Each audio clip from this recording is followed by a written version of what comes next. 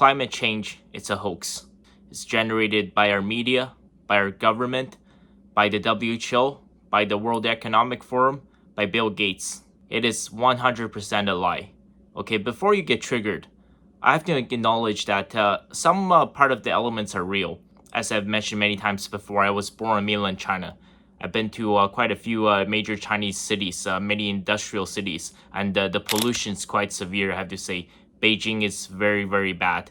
And some of it, I agree, that's generated by humans 100%. Although I've never been to India, but I've seen many videos coming out of there. Some cities in India are extremely bad. Part of it is generated by humans. I agree with that. For people out there, delusional people, like those people at Just Stop Oil.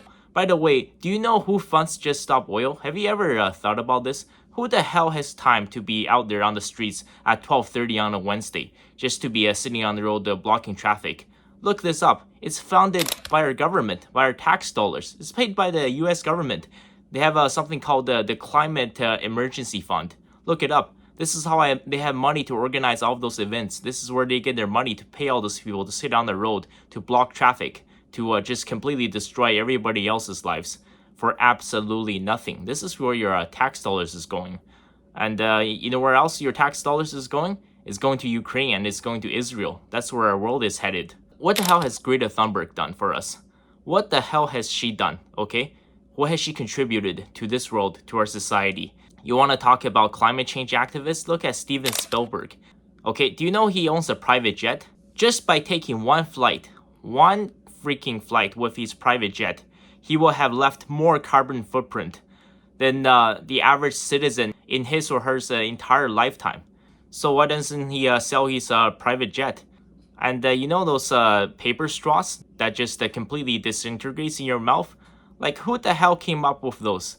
It's a stupid idea, okay? It's the worst idea in the history of humanity. And by the way, why the hell would you stick a paper straw into a plastic cup?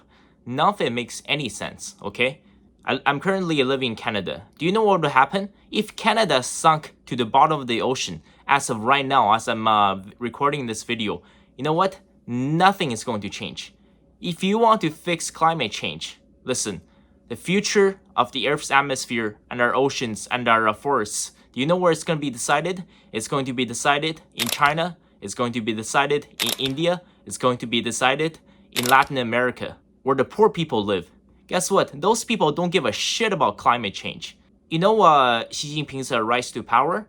And you might call him a dictator, you might hate him. But you know, one thing you have to give him credit for, he's been on one hell of a journey. Do you know what happened during the Cultural Revolution? His father, who used to be some kind of a big shot, he was arrested, he was tortured, he was imprisoned, and his sister was forced to commit suicide. His family was completely destroyed. He was sent to the countryside because for 10 years, Chinese people, they were not allowed to go to school. They canceled the university entrance exam. Everybody was sent to the countryside. He was living in a remote mountain cave, taking care of sheep, and he slept in a cave for many, many years. So do you think that after coming back from exile and spending many, many decades, planning his ambitions and finally climbing to the top of the political power in China, do you think his number one goal is going to be climate change? No. Like, have you really thought about this? The number one goal for Xi Jinping ever since he came into power in the year of 2012 has been combating extreme poverty. Right now, at least 100 million people in China are still living in extreme poverty. When people are starving, they're not going to give a shit about climate change. It's estimated that between 30 to 40% of children living in extreme poverty all live in the country of India. Listen, if you look at me, you see the medals behind me, you think, oh, I'm some kind of a amateur athlete, maybe on a school level, maybe it's on some kind of club level. Maybe I've always worked out, I'm always into running, so I'm pretty fit. No.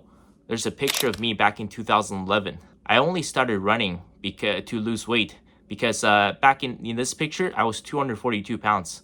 I was seriously concerned about my health and where my life was going. I didn't want to die of a heart attack when I'm 35, 40 years old, so I turned my life around. For all the people that are, morbidly obese, they're making all these excuses, it's all bullshit. Listen, you cannot change your height, okay? For all the ladies want tall men out there, The guy cannot change his height, but you have 100% control of what you put in your mouth, okay? You don't get that fat by breathing in oxygen. Put a lock on your fridge, okay? You have to have some kind of self-control. During the first 6 months of my weight loss journey, that's when I started to starve myself.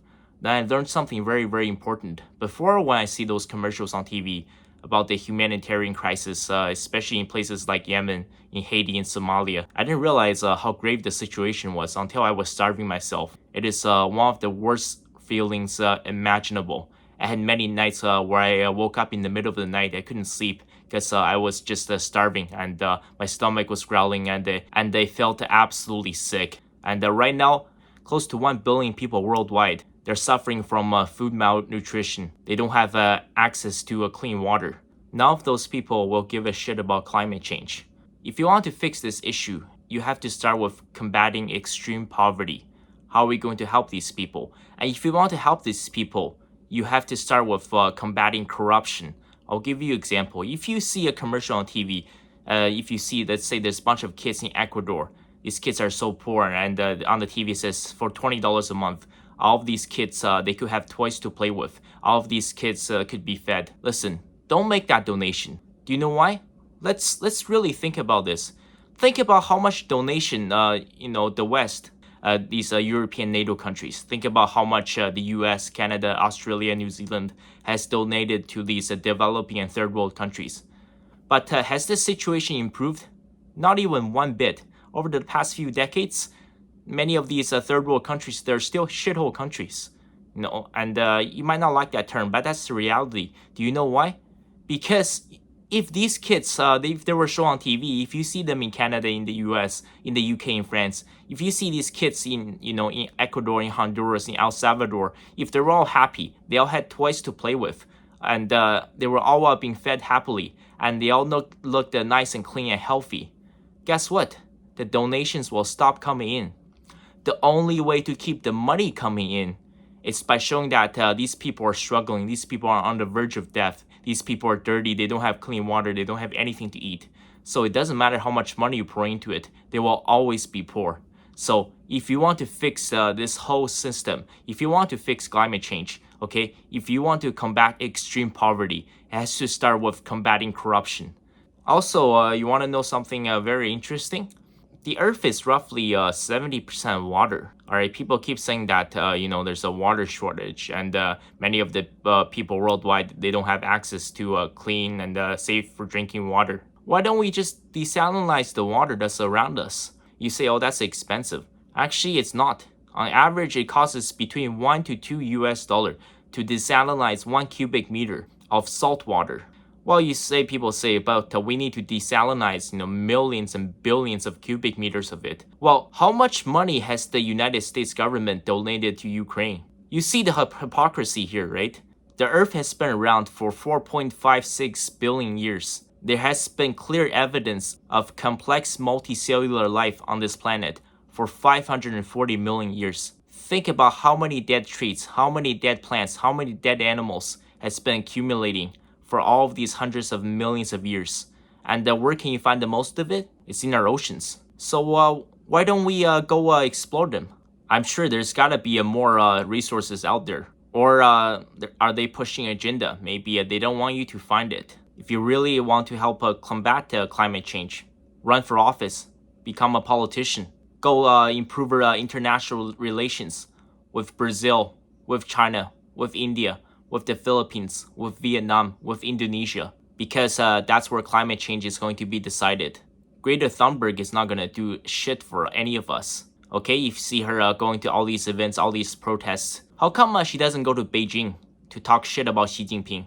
How come she doesn't go to New Delhi to talk shit about Modi? If you really, really want to solve this issue, you have to start with combating extreme poverty and corruption. You see this list? This is the number of people that's suffering from food malnutrition as of this moment. And the list is constantly going up and up. In fact, it's increasing by over 40 million people a year. If you want to start with this.